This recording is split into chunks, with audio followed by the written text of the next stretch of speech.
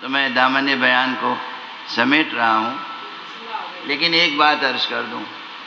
دیکھیے تو ولایت امیر المومنین علی ابن ابی طالب علیہ السلام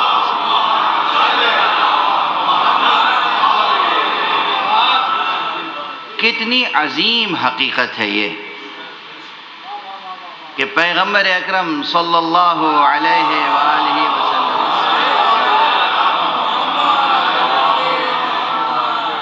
عام اصطلاح میں عرض کر دوں، مثال دے کر، اگر کسی شہر میں کسی صوبے میں کوئی گورنر مقرر کیا جائے یا کسی شہر میں کوئی پولیس کمشنر مقرر کیا جائے، مثال دے رہا ہوں، یہ سب مثالیں شایان شان پیغمبر تو نہیں ہیں، بچوں کو بھی سمجھ میں آ جائیں اس لیے مثال دی جاتی ہے.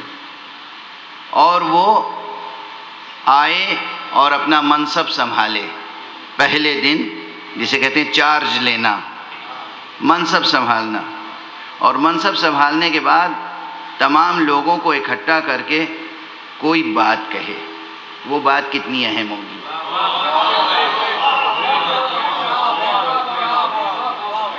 اور پھر وہ 10 سال 20 سال 30 سال 23 سال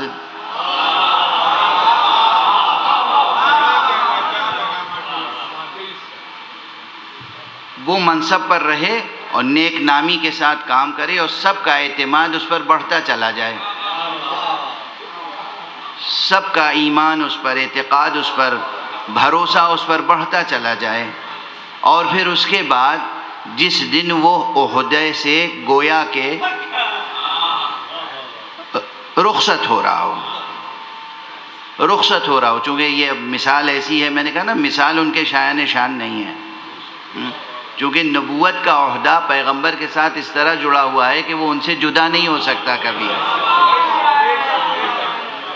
ذات گرامی محمد مصطفیٰ صلی اللہ علیہ وآلہ وسلم سے یہ عہدہ جدا نہ تھا، نہ ہے، نہ کبھی ہو سکتا ہے. بار بار کہتا رہا ہوں کہ حقیقت نبوت ان کی ذات گرامی میں منحصر ہے. راز ختم نبوت یہی ہے. پہلے نبی بھی وہی تھے، آخری نبی بھی وہی ہیں، قیام قیامت تک وہ نبی رہیں گے. اور قیام قیامت تک تو ایک عام سا محاورہ ہے، کہہ دیا جاتا ہے، یعنی ہمیشہ سے وہ نبی تھے اور ہمیشہ وہ نبی رہیں گے. تو نبوت کا عہدہ تو ان سے جدا نہیں ہو سکتا. لیکن اس ظاہری دنیا میں کہا جاتا ہے کہ 23 سال تک آپ کا نبوت کا عہد رہا. تو پہلے دن بھی ایک پیغام دیا اور جاتے جاتے بھی ایک پیغام دیا. آپ بتائیے وہ کتنا اہم پیغام ہوگا جو آنے کے بعد بھی وہی پیغام دیا جائے اور جاتے وقت بھی وہی پیغام دیا.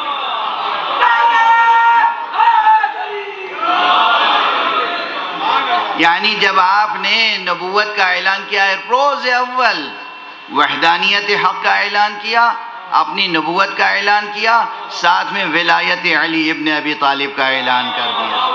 جب دنیا سے جا رہے ہیں آخری حج کرنے کے بعد، تو پھر مقام غدیر خم میں ٹھہر کر آپ نے فرمایا کہ انما انا بشر یوشک ان یاتینی رسول ربی فاجیب. دیکھو میں تو بشر ہوں، ممکن ہے کہ میرے پاس اللہ کی طرف سے پیغامبر آ جائے، یعنی فرشتہ ملک الموت آ جائے اور میں لبیک کہوں، تو پھر یاد رکھو کہ جس کا میں مولا ہوں، فمن کنت مولا فہذا علی مولا. میں نے عبارت کو مختصر کر کے فشردہ کر کے عرض کر دیا. جہاں سے گفتگو شروع ہوئی تھی وہیں گفتگو ختم ہوئی. نبوت مصطفیٰ صلی اللہ علیہ وآلہ وسلم کا پہلا پیغام بھی ولایت علی تھا، آخری پیغام بھی ولایت علی.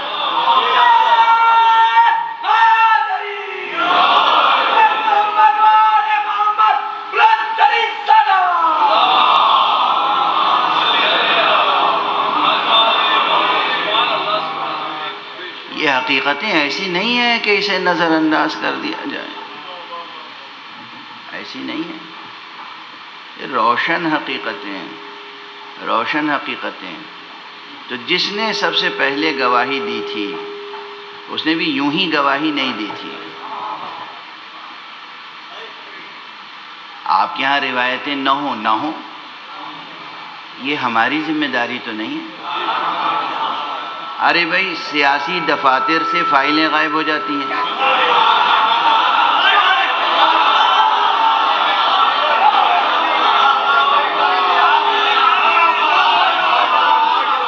میں جب بھی جسٹس جناب مقبول باقر جعفری صاحب کو دیکھتا ہوں میرا اس قدر خون بڑھ جاتا ہے اور دل خوش ہوتا ہے کہ جس کی حد نہیں۔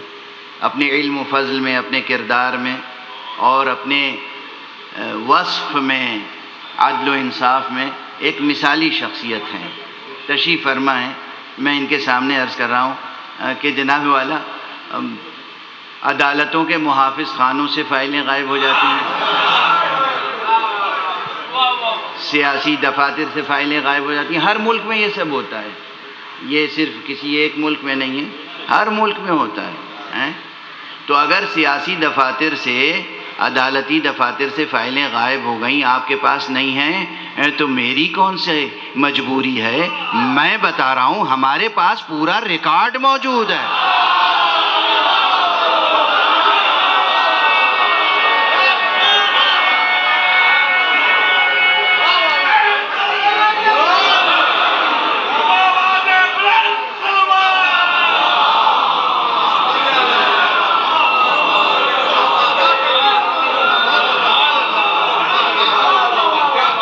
ہمارے پاس پورا ریکارڈ موجود ہے۔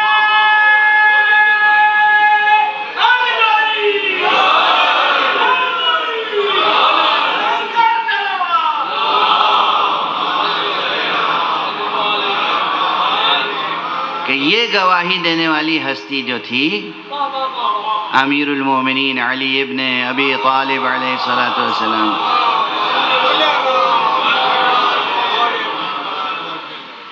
اس کے بارے میں اس کی ولادت سے پہلے اس کے بابا کو علم تھا۔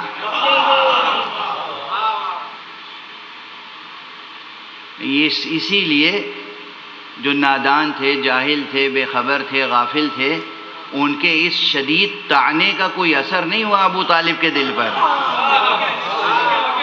مسکرا کے دیکھتے رہے کہ تمہیں کیا معلوم کہ علی کی حقیقت کیا ہے، تو کیا معلوم کہ میرے اس بیٹے کی حقیقت کیا ہے۔ اس حقیقت کا اظہار حضرت ابو طالب اس وقت کر چکے تھے جب پیغمبر کی ولادت ہوئی تھی۔ ہمارے یہاں ہے یہ، آپ کسی کے یہاں نہیں ہوگا۔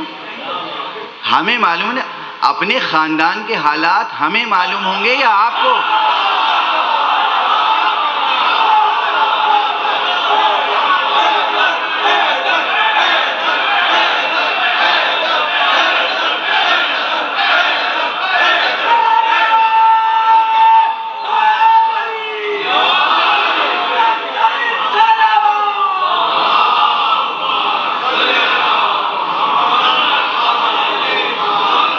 ہمارے گھر کی باتیں ہیں ہمیں معلوم ہیں، ہمارے خاندان کی باتیں ہیں ہمیں معلوم ہیں، آپ کو نہیں معلوم ہے تو یہ ثبوت ہے کہ آپ غیر ہیں، اپنے نہیں ہیں۔